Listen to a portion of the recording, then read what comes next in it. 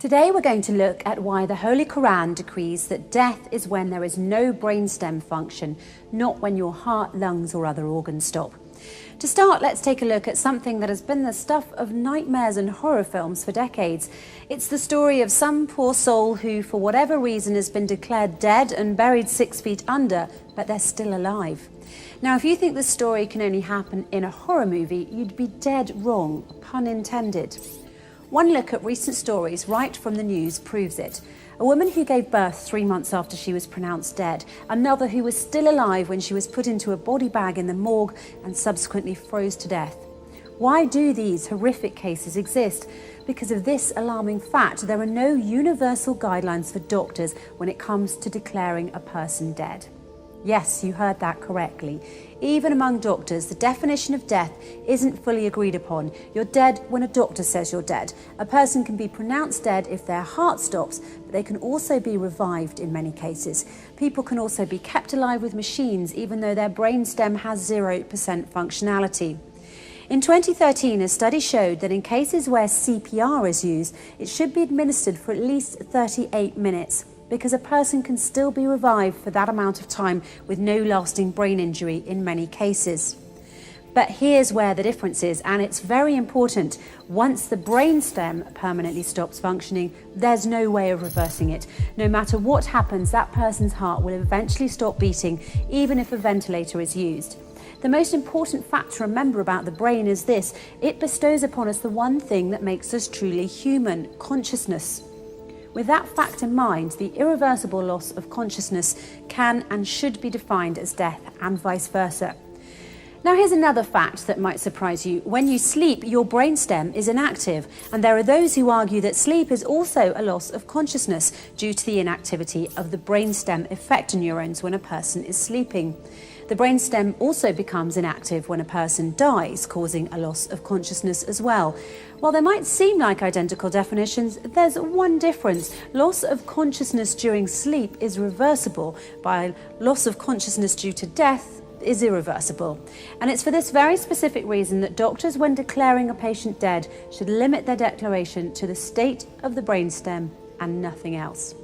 In effect, as the Holy Quran pointed out 1400 years ago, sleep is like death and death like sleep. Verse 1, it is He, Allah, who takes your souls by night when you are asleep and has knowledge of all that you have done by day.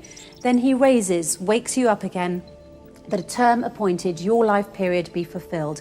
Then in the end unto Him will be your return. Then He will inform you what you used to do.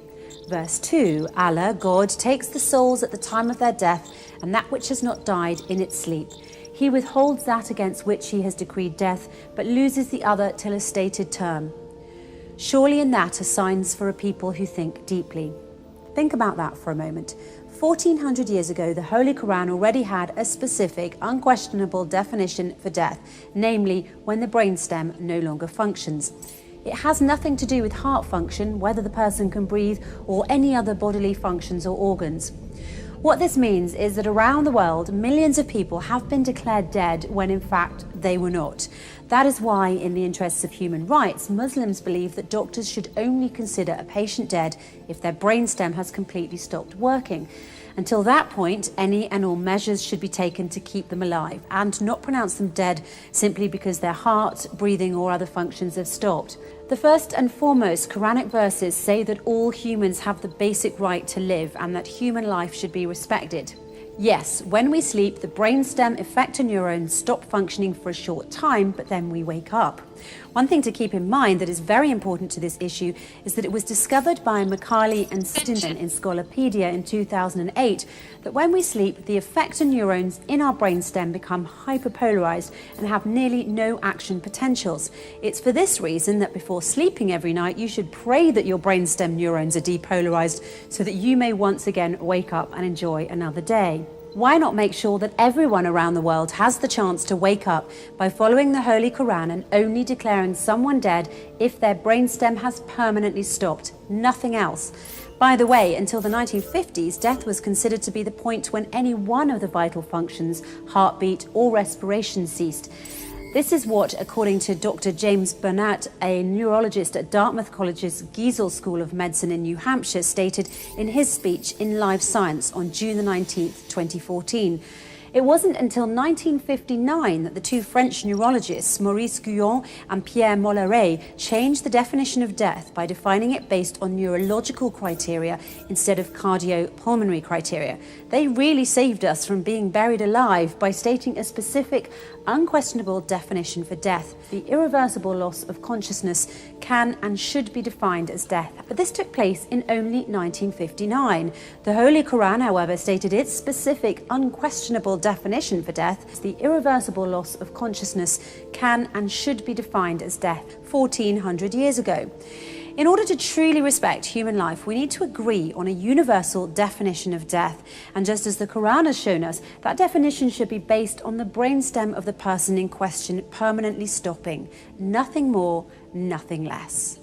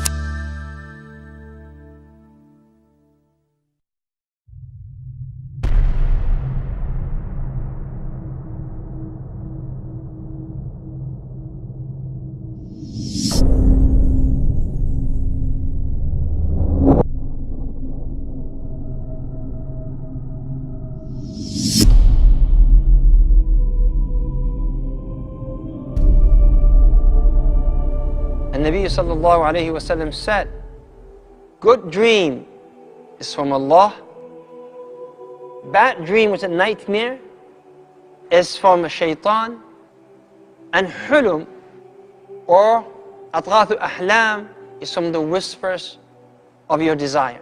But bad dreams come only for shaitan. What do? Because every time that you sleep, your soul leaves the body. In the absence of the soul, when the soul is separated from the body, they get hold of the soul, and then that's when you have nightmares. The evil dream is from shaitan. The evil dream, the dream that scares you, the dream when you wake up and you're all wet, it is from shaitan. Nightmare, this nightmare is from shaitan. Shaitan wants to frighten you. He will normally terrify you about dunya issues. Like somebody that you're thinking that he's gonna beat you up or something, you will see him in the dream beating you up. Dunya issues. But what happens if you see a nightmare? The Prophet ﷺ told us what to do. Beautiful hadith في البخاري ومسلم. Number one, استعذ بالله من الشيطان الرجيم. أعوذ بالله من الشيطان الرجيم. واستعذ بالله من شر هذا المنام. And seek refuge with Allah from the evil of this dream. Don't speak about it at all. Don't narrate that dream to anybody. ولا تحدث به أحدا. If you're sleeping on the right, just change. On the left, just change. And the best thing that you can do, you wake up and you pray 2 rak'ahs. يكفيك الله شره. Allah will protect you from it. The good dream, the good night vision is as the Prophet ﷺ said, 1 part of 46 parts of the prophethood. It's something from Allah. It is some sort of inspiration from Allah. Perhaps to tell you about some good news that will happen in the future. Some people see things in their dreams and it happens, it comes true. And this is why it's called dream, a night vision. That you cannot figure this out on your own, but your soul while you are asleep goes somewhere else and wanders around, and Allah subhanahu wa ta'ala inspires the soul with this dream. If you ever see a good dream, you should thank Allah subhanahu wa ta'ala. So it is a good thing, and it's some sort of inspiration from Allah subhanahu wa ta'ala.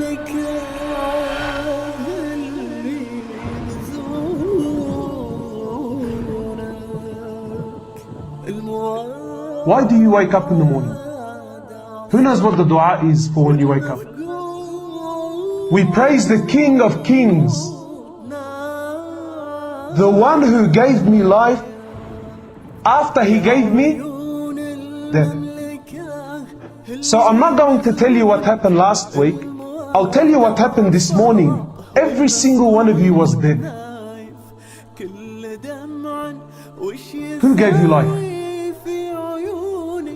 Why? Why did Allah give you life after He gave you death? أعوذ بالله من الشيطان الرجيم بسم الله الرحمن الرحيم الله يتوفى الأنفس حين موتها والتي لم تمت في منامها فيمسك التي قضى عليها الموت ويرسل الأخرى إلى أجل مسمى إن في ذلك لآيات لقوم يتفكرون. I ask you, my brother, did Allah give you life this morning because He needs you to go to work? Did Allah give me life today so I can take the children to school? Or did Allah give me life maybe so I can go shopping and get the groceries for my wife? Did Allah give me life so I can collect more money and buy a house, or buy a bigger house, or maybe to buy a car? Why did Allah give me life after He gave me death?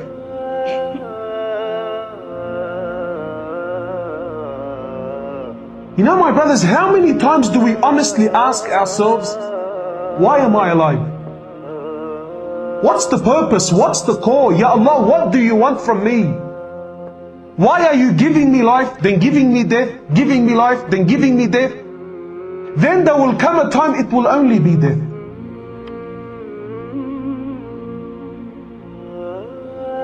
There will come a time, my brother, they say al-nawmu mawtul azghar wal-mawtu nawmul akbar. Sleep is the minor death, and death is the major sleep. Ya Allah, why are you playing with my life like a yo-yo, up and down, life, death, what do you want? Allah says in one clear statement, we did not create the human, nor did we create the jinn, إِلَّا لِيَعْبُدُونَ. Allah created you for worship, my brother.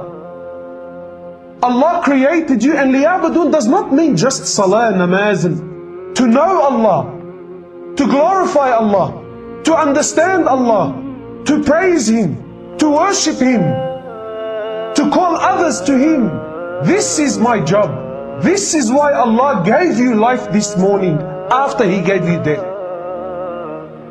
Allah subhanahu wa ta'ala, He says, oh my slave,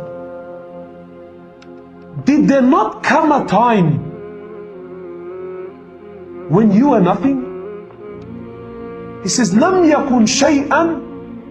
You were not even a drop of sperm. You were nothing. Allah is reminding you, oh son of man, was there not a time in history when you did not exist? Where did you come from? We created you. We created you. We fashioned you. We designed you until you became the best of creation. بربوعها ساد الظلام لكن عزاها الحق نور